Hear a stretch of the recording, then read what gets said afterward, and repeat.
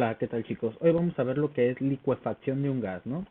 ¿Y qué es simplemente la licuefacción? Simplemente es el cambio de estado que acontece cuando una sustancia pasa del estado gaseoso al líquido, ¿no? Y viéndolo más a fondo, se ha definido que un gas ideal, como aquel cuyo comportamiento térmico no se ve afectado en nada, perdón, en lo absoluto por fuerzas de cocción o de volumen molecular, perdón. Sin embargo, si ese gas se comprime a una temperatura constante, va a permanecer como gas sin importar la presión a la cual se someta. ¿Ok? En teoría, todos los gases reales son sometidos a fuerzas intermoleculares, perdón.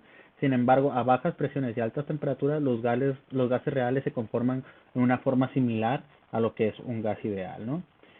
Un gas real a altas temperaturas se puede comprimir dentro de un cilindro, como lo vamos a mostrar ahorita en la siguiente imagen, aplicando presiones relativamente altas, perdón, sin que se produzca una licuefacción. ¿Ok? Aquí nosotros lo vemos.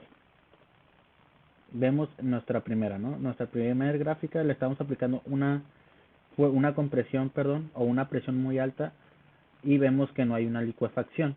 Sin embargo, aplicamos una licuefacción de un gas real cuando se comprime a bajas temperaturas. Aquí es cuando nosotros vemos que cuando la temperatura es baja, aquí mantienen la misma temperatura, chicos. Aquí baja la temperatura y eso hace que haya una pequeña licuefacción. ¿Ok? Aquí vemos cómo cambia de presión y vemos cómo cambia el volumen. ¿Ok? Vemos, si el mismo gas se comprime a una temperatura mucho más baja, empezará a condensarse a una presión y un volumen determinados, ¿ok? Si se le comprime aún más, continuará con la licuefacción del gas a una presión esencialmente constante, ¿ok?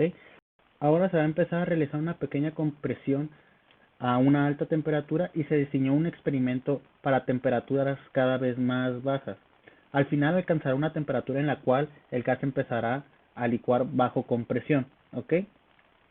A la temperatura más alta que puede producir la licuefacción se le ha dado el nombre como temperatura crítica. ¿Ok, chicos? ¿Y la temperatura crítica qué es simplemente? La temperatura crítica de un gas es la temperatura por arriba del cual el gas no se licuará, independientemente de la presión que se le aplique, como nosotros veíamos en el ejemplo anterior. ¿Ok? Aquí nosotros le aplicamos una temperatura mayor y le estamos aplicando una presión y no existe una licuefacción. Sin embargo, nosotros tenemos una temperatura menor que la crítica y le aplicamos una presión, obviamente se va a licuar. ¿Ok? Si se desea licuar un gas cualquiera, primero debe enfriarse por debajo de su temperatura crítica, que es lo que les explicaba, y antes de que se llegara a comprender este concepto, los científicos intentaban licuar oxígeno, como dato curioso, sometiéndolo a presiones extremas. ¿Ok? Ahora vamos a hablar sobre la vaporización y como hemos estado estudiando, el proceso de vaporización es el cual requiere una cierta cantidad definida de calor para pasar de la fase líquida a la fase de vapor, ¿ok? Y existen solamente tres formas, lo que es la vaporización, la ebullición y la sublimación, ¿ok? ¿Qué es lo que pasa durante la vaporización? Perdón. Este presenta una vaporización en la superficie de un líquido mientras las moléculas con más energía abandonan la superficie. ¿Ok? El proceso de ebullición es el proceso donde la vaporización representa el seno del líquido, o sea, su punto de ebullición. ¿Estamos? Eso ya lo vimos en los capítulos anteriores. Pero, la sublimación, ¿qué es? La sublimación tiene un lugar cuando un sólido se evapora sin pasar por la fase líquida. ¿Ok, chicos? Esto es lo más importante. Y en cada uno de estos casos, el líquido o el sólido deben perder una cantidad de energía igual a al calor latente de vaporización o, en dicho caso, de sublimación. ¿Ok?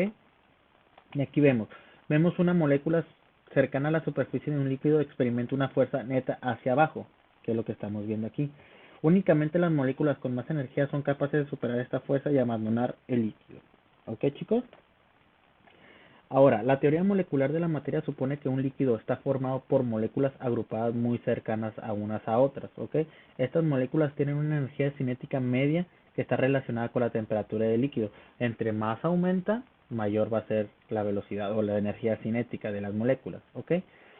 Por el hecho de que las moléculas están muy cercanas entre sí, las fuerzas entre ellas son relativamente extremadamente grandes, ¿no?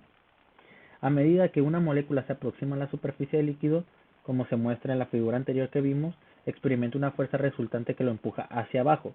La fuerza neta surge del hecho de que no existen moléculas de líquido sobre la superficie, ¿ok?